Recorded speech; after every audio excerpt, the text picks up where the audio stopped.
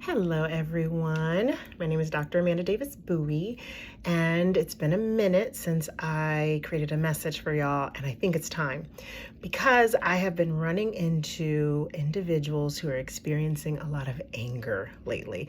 So I just want to talk to you a minute about anger and how it is showing up. So many of you are probably aware of the fact that anger is a secondary emotion. What do I mean by that? I mean that anger is an easy emotion, probably the easiest one for us to experience. So when we're experiencing fear, when we're experiencing frustration, when we're experiencing pain or sadness, which can be very vulnerable emotions, it's easier for us to display anger because with anger, you don't have to demonstrate vulnerability and you don't have to dig into what's going on with me. I can just express anger. But anger also can be used as a tool to control other people. Most people don't choose to be around angry people. So if I start expressing anger, I can usually get what I want and or remove people from my presence that I no longer want to be there. Again, anger can be used as a tool to control. What I want you to think about is how useful is anger really? And what do I gain from it?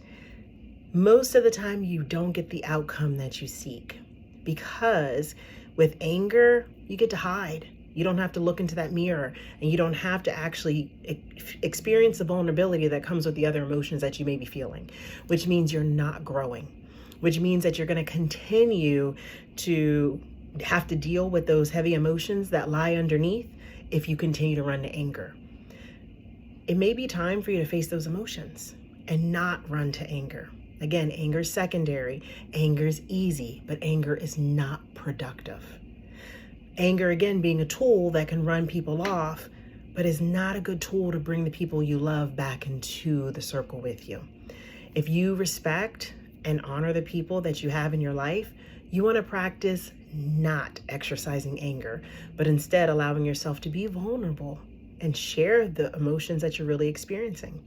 So the next time you feel yourself becoming angry, ask yourself, what is lying underneath my anger? What am I really feeling? Am I feeling fear? Am I feeling sadness?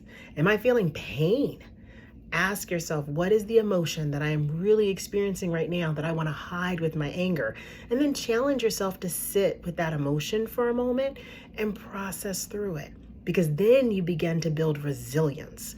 And resilience is a magnificent tool to have because what it does is it makes the next time you experience that emotion a little bit more easier for you to process through.